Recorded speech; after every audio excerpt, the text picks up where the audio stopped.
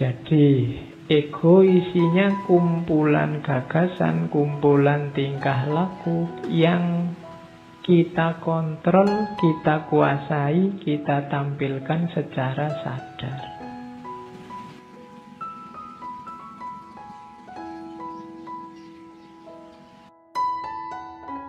Assalamualaikum warahmatullahi wabarakatuh.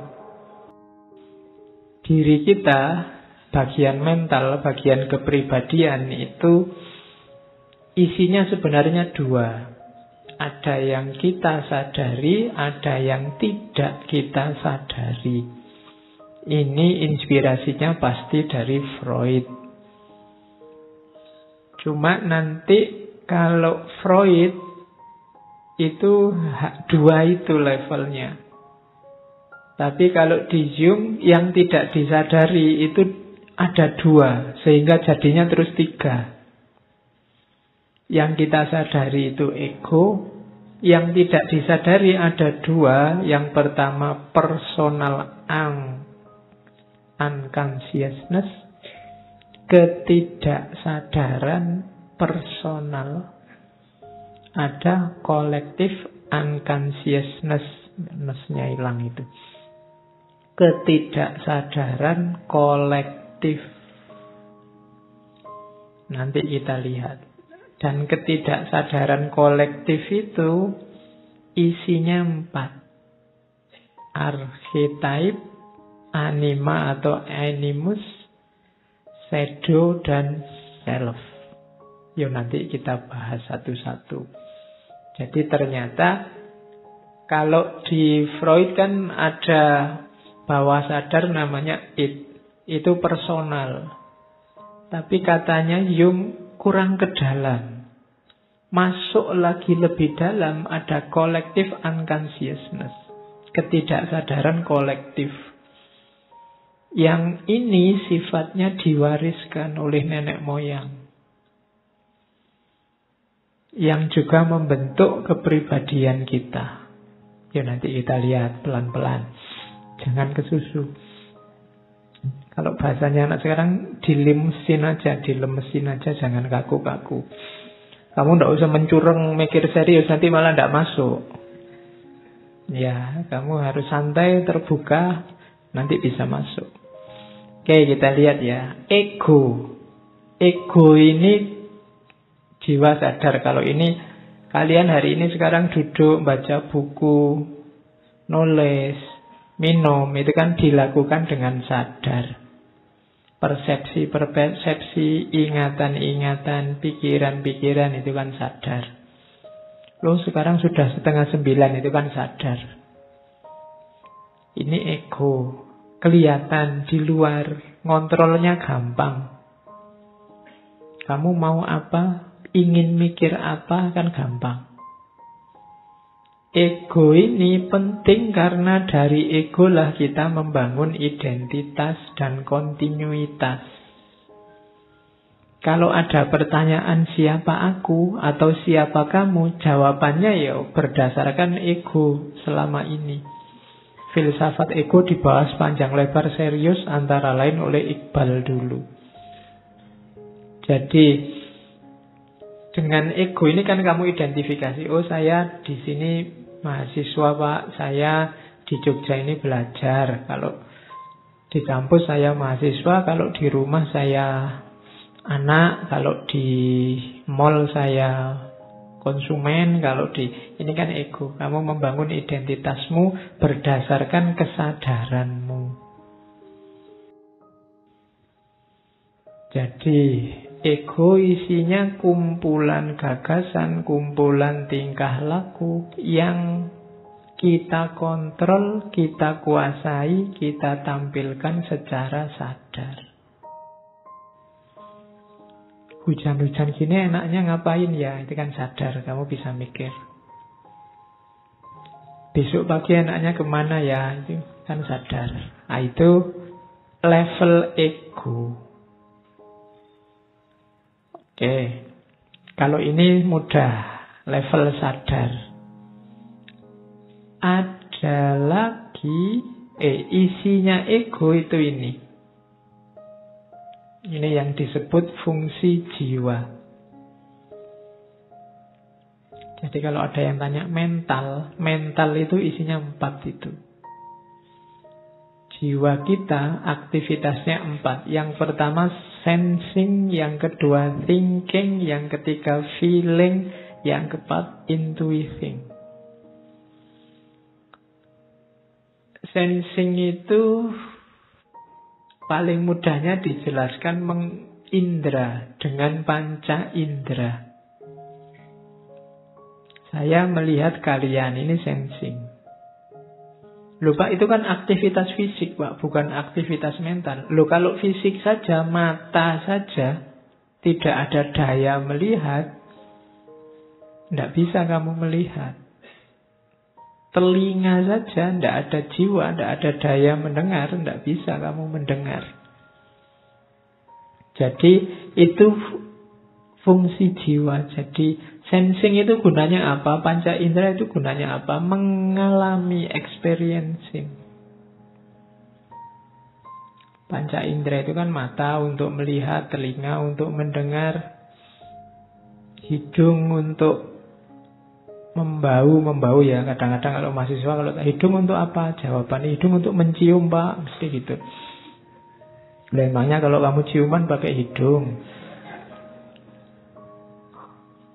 Terus lidah untuk merasa. Ini juga kalau ditanya, loh merasa itu pakai hati apa pakai lidah? Oh enggak Pak, pakai mengecap. Loh yang mengecap itu mulut apa lidah? Terus kamu bingung dewe. Ya. Terus tangan untuk apa? Menyentuh apa meraba?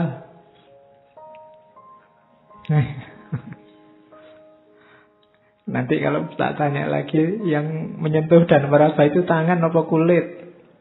Bingung nah. Ternyata level itu aja kita masih bingung. Itu panca indera paling simple.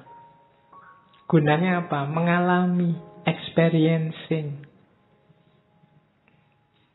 Jadi ketika kalian mengalami, terus kan di situ muncul pengetahuan. Ada daya-daya yang terlibat sehingga muncul pengetahuan dari pengalaman itu. Itu yang pertama, sensing. Yang kedua, thinking. Kalau ini simple. Kalian sudah paham apa itu berpikir. Selama kesadaranmu masih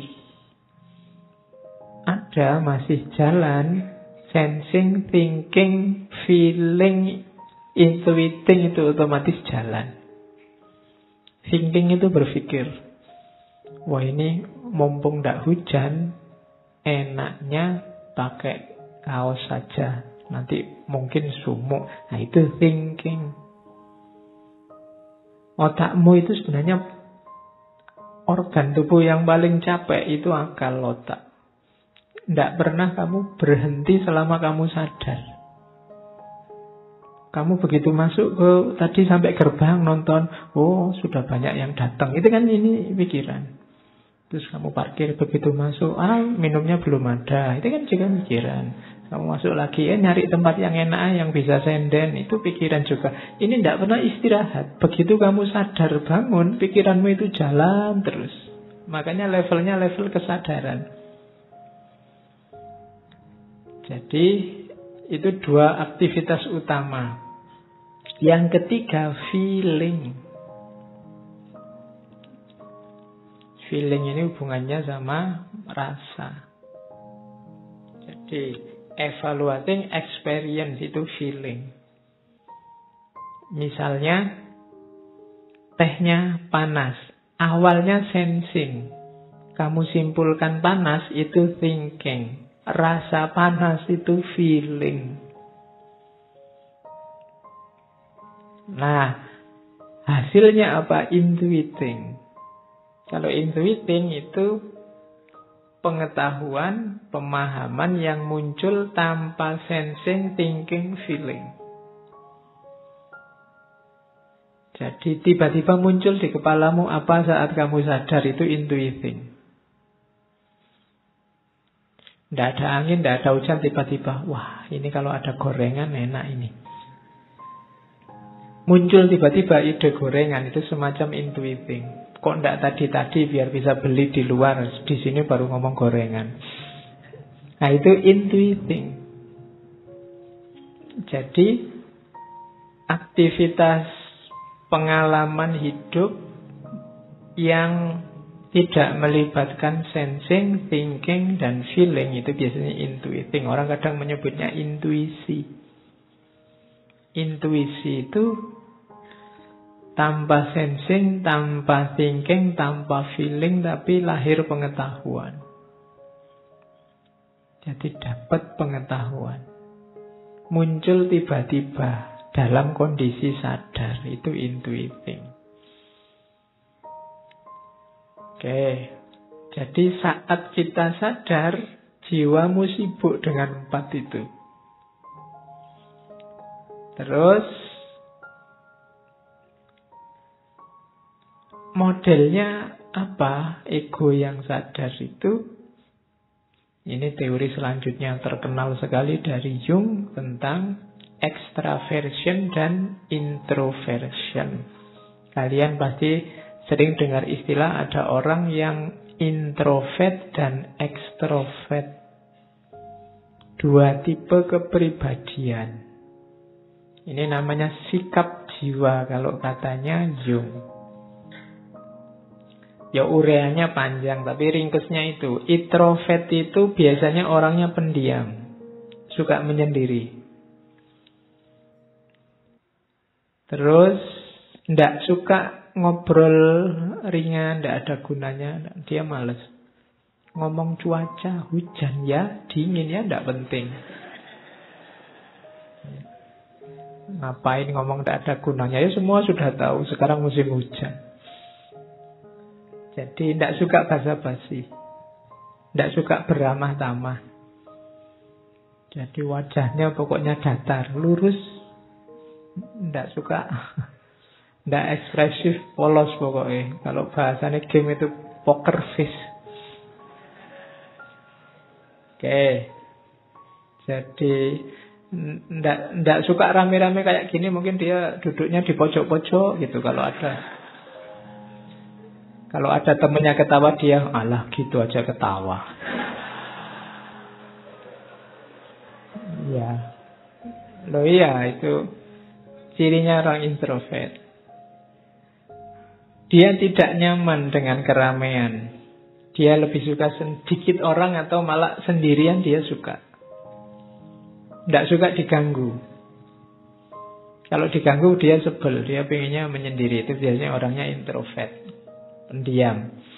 Terus awas biasanya. Dia selalu lihat lingkungan sekeliling. Selalu waspada. Sebelum ngomong dia mikirnya panjang. Jadi banyak berpikir sebelum ngomong. Itu antara lain cirinya itu. Kalau sudah ngomong biasanya serius, terus to the point, tidak mau basa-basi. Kalau sudah jengkel tidak bisa diajak ngobrol, diem aja. Mau dari mana mas? Dari tadi. Ya. Itu sebenarnya kalau ada orang jawab kayak gitu, maksudnya apa? Sudahlah, kamu tidak usah tanya-tanya, minggirlah. Jadi bukan urusan dia ingin ngelucu, ya memang kamu minggir, jangan deket-deket. Males aku jawab pertanyaanmu, kan gitu. Jangan ganggu. Kok jalan saja mas? Ya emangnya ngerangka misalnya. Ya, pokoknya jawabnya apa enak ngono. Dia pinginnya sendiri. Itu orangnya kecenderungannya introvert. Yo ilustrasinya begitu, tapi maksudnya pendiam, tidak suka keramaian. Jadi ya kalian bisa meraba dirimu, lebih suka banyak teman atau lebih suka sendiri. Kalau lebih suka sendiri, ya nanti kecenderungannya mungkin introvert. Ada kebalikannya ekstrovert. Kalau ekstrovert ini suka rame, selalu antusias, semangat, wow, suka sosialisasi, berinteraksi, bergaul mudah. Kalau ngomong kadang tidak dipikir spontan. Yang penting rame. Kalau dia ada terus jadi rame, pandai mencairkan suasana. Terus suka caper. Ya, orang suka keramaian, suka bareng-bareng itu kan biar orang mendekat ke dia terus. Makanya dia suka cari perhatian. Karena dia menyukai popularitas. Biasanya kelihatan pede, sigap. Selalu dikelilingi banyak orang karena memang dia ingin bareng banyak orang. Ini biasanya orang ekstrovert. Jadi kepribadian yang keluar. Kalau introvert, kepribadian yang ke dalam. Jadi mungkin rame di dalam dirinya. Kalau ekstrovert itu rame dalam dirinya dikeluarkan. Ya setiap orang sebenarnya punya kadar tertentu. Cuma ada dominannya. Kalian kecenderungannya suka yang mana? Ekstrovert atau introvert, itu sikap jiwa.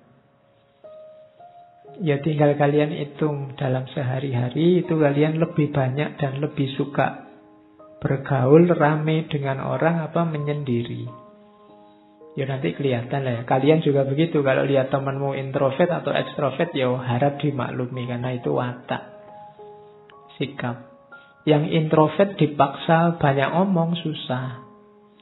Kebaliknya yang ekstrovert kamu suruh diem lebih susah lagi. Dia pinginnya rame. Nanti ada apa-apa dikomentari, ada apa-apa rame. Itu ekstrovert. Kalau nonton sepak bola sama orang ekstrovert enak. Kalau sama orang introvert, diem dia, tidak bisa teriak-teriak.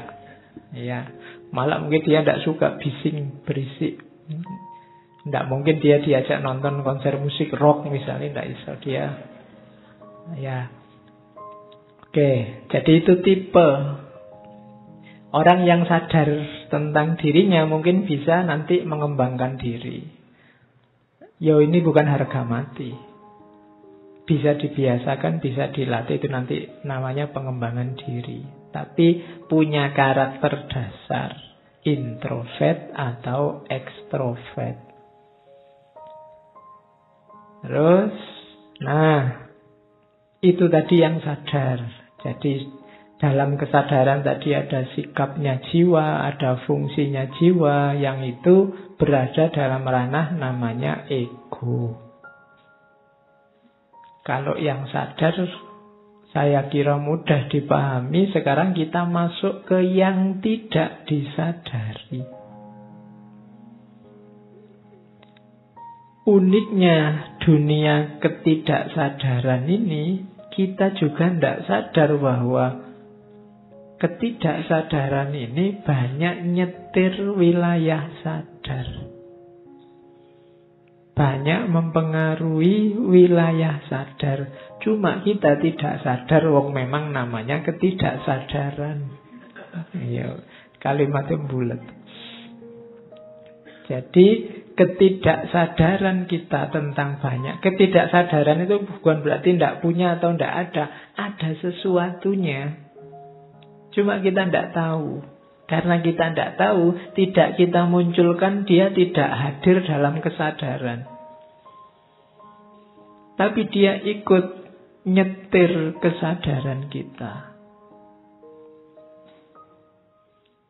Yang tampil di ego tadi kan gampang kelihatan di luar. Kalau ini tidak kelihatan. Yang pertama namanya personal unconsciousness. Ketidaksadaran personal. Ini isinya antara lain pengalaman-pengalaman. Dulu waktu ngalami disadari, tapi terus direpresi, dilupakan, disingkirkan, diabaikan. Jangan salah, meskipun kamu cueki, pengalaman itu terekam dalam dirimu. Mungkin menurutmu tidak penting atau memalukan atau apa lagi. Tidak terlalu serius, jadi kamu anggap sambil lalu saja. Tapi itu jiwamu merekam. Tidak kok Pak, saya sudah lupa. Loh ya kamu tidak tahu saja. Dia jadi koleksi ketidaksadaranmu. Yang ini diam-diam nyetir dunia sadarmu. Nah ini yang Makanya katanya Jung itu hati-hati. Nanti katanya Jung, banyak hal yang tidak sadar nyetir kita, terus kita kaget dengan hasilnya. Dan itulah selama ini katanya Jung yang kita sebut takdir. Tapi itu sebenarnya bukan sesuatu yang tiba-tiba datang kayak sulap takdir itu. Tapi kamu tidak sadar ada yang mengarahkan sejak bawah sadarmu. Oke, saya tadi ujian jawabnya ngawur loh Pak. Tapi ternyata katanya dosennya benar Pak. Jadi saya lulus akhirnya. Padahal saya ngarang loh. Jangan-jangan kamu tidak ngarang. Tapi ada koleksi bawah sadar yang kamu tidak ngerti bahwa kamu tahu. Terus kamu nulis aja sak senengmu. Yang penting kono jawabannya. Kok yang dilalah pas. Nah itu koleksi bawah sadar. Kamu merasa dirimu itu orangnya sabar loh. Tiba-tiba begitu marah, orang sak kos-kosan bubar semua. Misalnya. Kamu tidak mengira bisa begitu. Saya kok gitu ya? Apa memang sudah takdirnya saya kayak gini ini? Ditakdirkan Allah sekarang bisa marah? Tidak. Koleksi-koleksi itu sudah ada. Cuma kamu tidak sadar saja. Selama ini tutur katamu lembut. Tapi begitu tidak suka sama orang, caci makimu ngalah-ngalahi yang biasanya miso. Padahal dari mana kamu dapat kosakata itu? Itu pasti dari bawah sadarmu. Saya tidak pernah ngapalin kata-kata pisuan, Pak. Tidak, mungkin kamu baca WA teman-temanmu maki-maki, baca Instagram ada orang maki-maki. Yuk, terus kamu lupa, alah ini maki-maki, ini jelek. Loh, tapi tadi kan sudah kamu baca. Kosakatanya sudah nempel dalam dirimu. Ya memang kamu buang, tapi dia tidak hilang. Dia masuk ke bawah sadar. Jadi begitu kamu marah, kontrol terhadap wilayah sadar hilang, tampil dia ke atas. Keluarlah caci maki dari mulutmu. Personal unconsciousness. Nah, dalam wilayah tidak sadar ini ada namanya kompleks. Kompleks bukan tempatnya kos-kosan atau tempatnya kontrakan ya. Jadi kompleks itu kelompok gagasan, kelompok persepsi, kelompok pikiran yang kita tidak sadar bahwa itu terstruktur, yang membentuk kesadaran kita. Jadi, contohnya begini kompleks itu. Coba ya. Kompleks itu organized group of thought. Misalnya pandanganmu tentang ibu. Ibu itu kamu di kepalamu masing-masing ada pemahaman tentang apa dan siapa itu ibu. Tapi kamu tidak sadar bahwa pemahamanmu tentang ibu itu banyak sekali unsurnya. Dia sangat kompleks. Ibu itu bisa sumbernya dari ibumu sendiri. Atau ibu-ibunya orang lain yang kamu pernah berinteraksi dengan mereka. Bisa juga kamu sendiri yang kebetulan pengalaman jadi ibu. Yang perempuan ya, bukan laki-laki. Nanti kalau laki-laki jadi ibu nanti lucu. Terus mungkin bacaanmu tentang ibu. Atau mungkin pengalamanmu dulu waktu kecil diasuh oleh ibu. Ini sumbernya banyak. Yang ini kemudian menstruktur jadi satu, secara tidak kamu sadari muncul kesanmu, pandanganmu tentang ibu. Mungkin yang ibunya kayak zaman dulu ya, ibu tiri, kejam, jahat, kamu dipukuli. Loh itu nanti pandangannya tentang ibu beda dengan ibu-ibu yang baik. Dari mana itu? Ya dari kompleks ini. Hal yang sama terjadi dengan pandanganmu tentang dosen, pandanganmu tentang tokoh A atau tokoh B atau partai A atau partai B. Itu seolah kamu, ini saya mikir sendiri Pak, ngalami sendiri secara rasional dari pengalaman sensing, thinking, enggak. Bawah sadarmu mainnya juga banyak, cuma kamu tidak tahu. Entah kamu punya pengalaman apa, mungkin kamu membaca apa, atau kamu lihat orang lain mengalami apa, yang sekarang kamu lupa, tapi dia menstruktur di bawah sadarmu. Nah, itulah namanya kompleks. Kalau ini ketidaksadaran individual. Ini yang mirip kalau di Freud namanya id. Kan ada id, ego, dan super ego. Jadi ID, id. Jadi dia tidak kelihatan tapi menentukan. Jangan dikira begitu kamu baca buku, Pak, saya itu kan sering mahasiswa ngeluh itu, saya baca buku Pak, tapi begitu saya tutup, lupa semua saya. Loh, dia hilang di wilayah egomu, tapi dia mungkin terekam di bawah sadarmu. Dia ikut menentukan wilayah sadar, cuma kamu tidak sadar. Oke.